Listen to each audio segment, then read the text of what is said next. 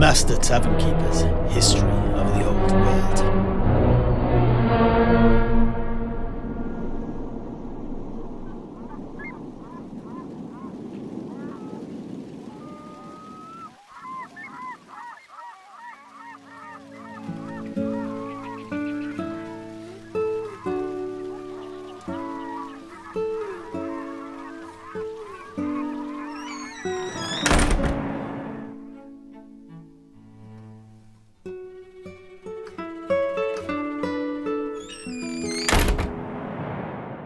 So, we have established that the city of Qatar and her elite tomb guard had declared for Nagash in the war between him and the other priest kings.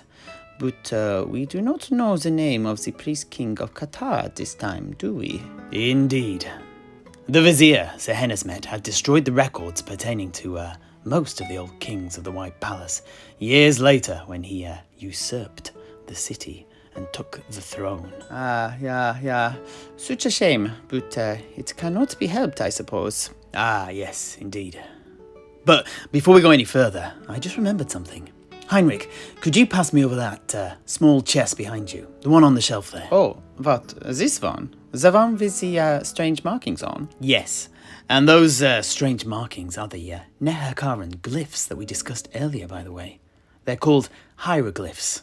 Or at least they were by Alan Gartner, if I recall correctly. Yeah. How pretty they are. Well, here we go. By all experience, it is heavier than it looks. You're a big, strong man. I'm sure you can do it. Please, put it on the table here.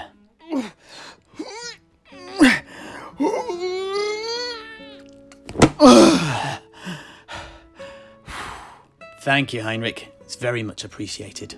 Why don't you have yourself a big old swig of beer as a reward and sit yourself down? Now, neophytes, as it happens, the Arabian scholar Ibn Jalaba left an old map of Neherkar in my possession, as I had displayed such an interest in its history. It actually dates back to the time of the war between Nagash and the other priest kings. This, neophytes, this should help you all get your bearings in our discussion. I should have brought it out earlier, but it slipped my mind. You can blame the drink, I reckon. Well, I'll just open it up. Just a moment. Oh, there we go. Here it is, right at the top. How very lucky. It's written on something called a papyrus that is remarkably resilient. Here, let me just hold it up to the candlelight so you can see it better. Oh, it's back to front. Wait a moment, neophytes. There we go. Yeah. What a fine map. And where is Qatar then? Here. Just to the west of the mountains. Can you see? I see. Just a moment, Master Tavern Keeper. Please do that again. Well, what's that, Heinrich? Please hold up the map so the candlelight is behind it. I think I just saw something. Yeah, look. You can see. Can you see? Look. Some of those hieroglyphs, well, some of those symbols appeared when the light shone from behind the map. There, look. Just under the city of Qatar. Oh, and the other cities too. By the gods, Heinrich, you are quite correct. In all these years, I've never seen these before. Can you read what each says? Okay, just a moment. I did indeed study at Nuln at the university, but my Neherkaran is a little rusty. Okay, let's see now. Now, that first symbol can be read as N, usually an N-E, a ne. After that, we have an M. It could be M-A or M-U, I'm not sure. Next is I know this, yes. It's a Ha, H-A, which means the previous glyph is most likely an M-U.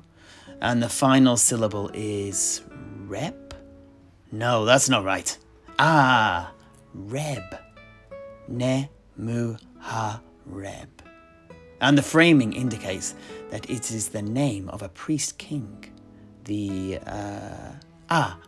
yes, the subscript indicates that he was the Lord of the Tombs. Now here is an amazing discovery. It is telling us that the priest king of Qatar during the insurrection was the king Nemuhareb. It was hidden. It must have been so this map was able to escape the iconoclastic purge of the vizier of Qatar, Sehenesmet. If only I could tell Ibn. What an historic discovery. So it was this Nemuhareb that had sided with Nagash then? Yes, indeed. But next you said you were going to talk about Numas. What then of this city? Is its priest king also written on this map of yours? It is indeed. Look. But there are two names, and the hieroglyph for twins is also present. How unusual. I got it. Seheb and Nuneb. It says here that the twin priest kings of Numas, in subscript the breadbasket of Nehekara, were Seheb and Nuneb. Oh, yeah, fascinating. And so, where did this city's allegiance lie then during the rebellion?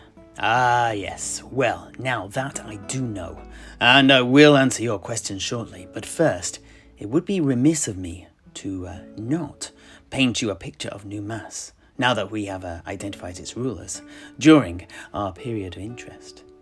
It had a very checkered history, both before and after the rebellion. So, in my opinion, this is all worth talking about, so you can better appreciate her history, her particular situation, and the factors that no doubt influenced her decision.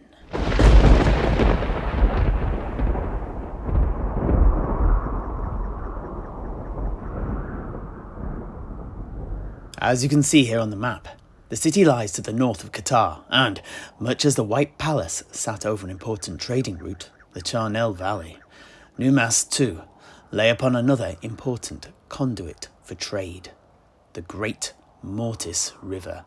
Although, at that time, it was still known as the Great Vitai River, for it still burdened with life in the days before Nagash's foul, great ritual.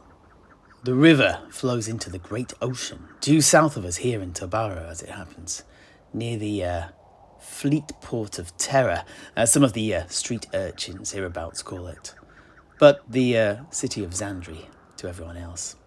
We shall come on to this after Numas, as it too has a very noteworthy history. Anyway, back to Numas. It was, in point of fact, one of the very first human cities ever built, and the second oldest in Nehekara. It was founded by the legendary figure King Kesek, who defeated and pacified the nomad tribes in that area and brought his people together to found the city. This was no easy task, for Numas was in close proximity to the well-populated and unimaginatively named fertile lands, just south of the Great Vitai River and north of the Golden River, although that is now known as the Ash River as a result of the plagues of Nagash. As you would expect with a name like the Fertile Lands, its inhabitants were well fed and the land oft fought over. 'Twas a veritable breadbasket in an otherwise very harsh environment, as the secret writing on the map also corroborates. Numas also had another moniker though, and that too is worth talking about, for it was known as the Scarab City.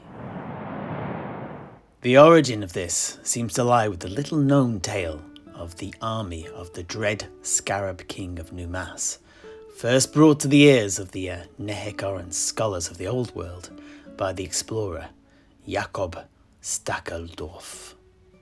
If you recall, earlier I mentioned that I had attended one of the lectures of the renowned scholar Alan Gartner. The telling of the unearthing of details of the Scarab King of Numas had been at the heart of his lecture, and a fascinating yarn it was. It was the primary reason I bought his book. Old Alan became most animated as he told it, in between taking large gulps of red wine to keep his palate moist. And it certainly had me on the edge of my seat. He told us in the audience that an unnamed colleague of his had found a cache of ancient Nehekaran artifacts in the archives of the Great Museum of Antiquities in Altdorf. Apparently, these had been procured by some Strigani traders a good number of years back, but have never really been investigated by the scholars in the museum. Many of these items were apparently covered in countless scarab emblems that bore the unmistakable design motifs of those produced in the city of Numas, and were extremely popular across the rest of Nehekara. Do you remember that the tomb guard of Qatar too wore scarab brooches, by which the papyrus parchments detailing their feats and deeds were attached to them?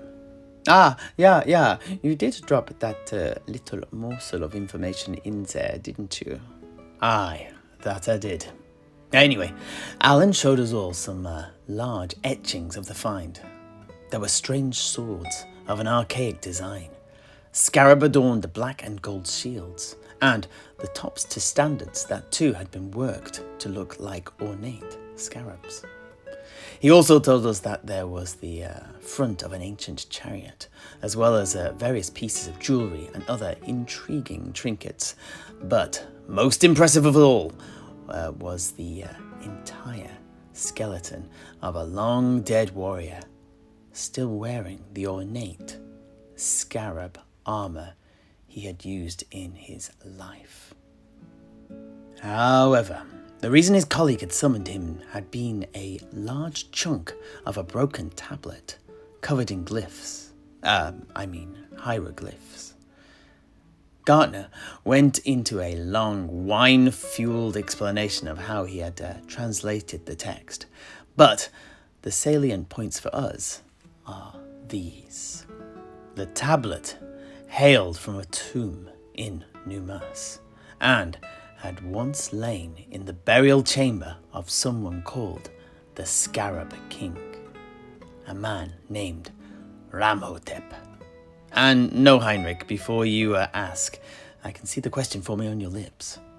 Not the Necrotect, a different Ramhotep. Ah, it was not such an unusual name then. Indeed, much as your own name is today. Yeah. No need to talk to me about that.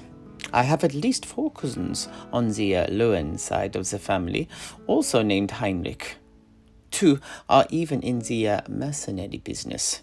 It has certainly caused me a few problems over the years. Oh, no doubt. But please, Master Tavern Keeper, continue. Thank you. Well, the tablet dated back many hundreds of years before the birth of the visionary artisan we discussed earlier, so at least it's more difficult to confuse the two. Anyway, by studying both the tablet and inscriptions found on the other items, the 2 scholars were able to piece together a fairly comprehensive picture of this leader and his army. An army that was a forerunner of the one that existed during the rebellion against Nagash. Now, this is more like it. Well, in that case, thank you for your patience. But I always find a little foreplay heightens the payoff, in spite of what some followers of the Dark Prince claim. You can't ride high all the time. Who? What? Nothing. Don't worry about it. I think it is time to talk about Ramhotep, the Scarab King of Numas.